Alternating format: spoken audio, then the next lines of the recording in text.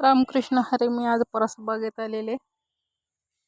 परसबागेतल्या टमाट्याला असे टमाटे लागलेत बघा, किती छान.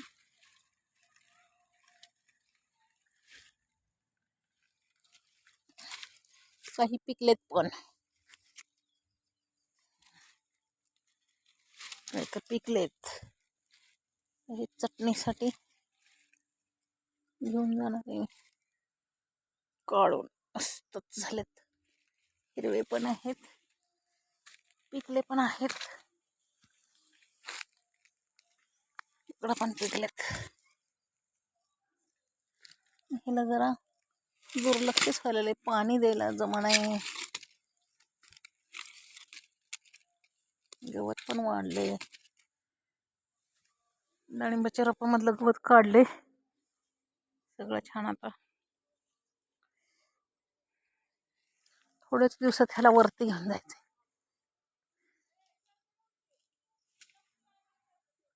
बरंच बघितलं. एक जांभळ आहे बघा, जांभूळ पण तयार व्हायला लागलेत.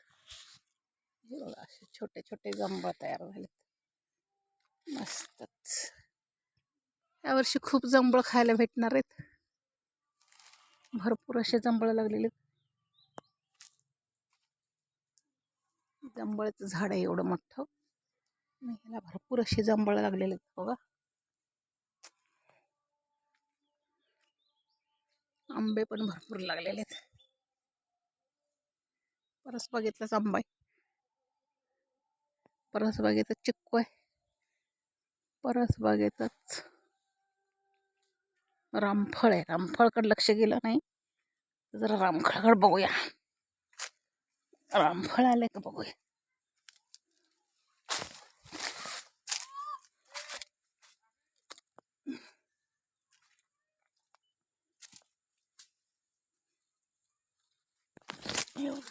झाले लाल बंद. रामफळ कसं झाले लाल बंद.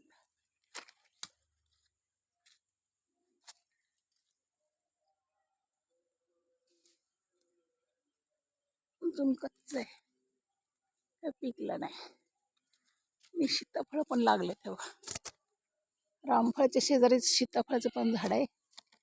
हे सीताफळ पण लागले छोटे छोटे. त्याला पाणी देणं गरजेचं आहे. पाणी सोडते.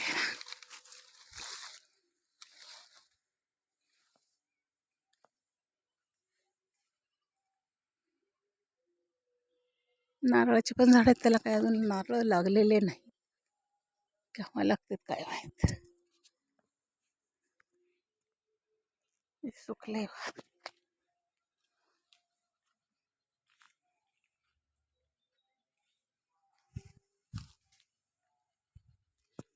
चिंचेचं झाड आहे, याला पालवी फुटले, मोहर लागणार आहेत नवीन.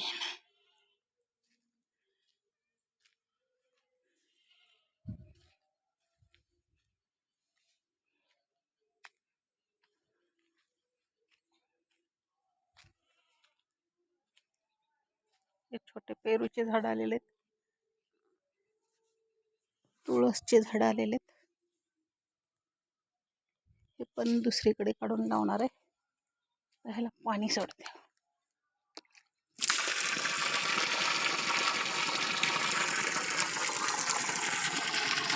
असंच पाणी हवदाचं फट फट जाते.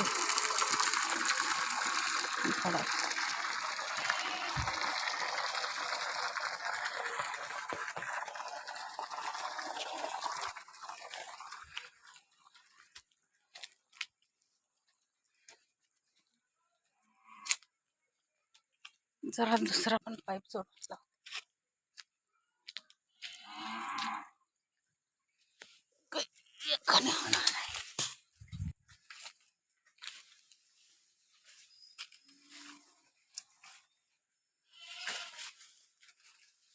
असं थंडगार लक्ष्मीचं वेल आलेले. पोराने सायकल कुठं पण फेकून दिली नातवानी. किती छान वरती चढवलाय. असं इथं एक खायचे पान असतं ना, त्याचं पण वेल लावलेलं आहे. पाहू शकता कशी पानं झालीत त्याला हिरवेगार. छान छान चमकले चमकले पानं आलेले आहेत. विड्याची पानं म्हणतात त्याला.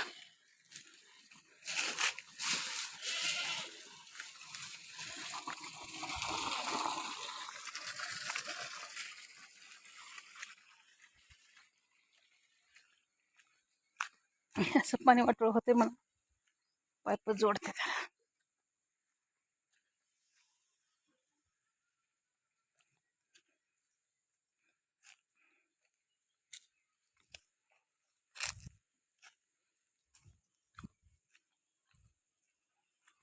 पाईप जोडून टाकते.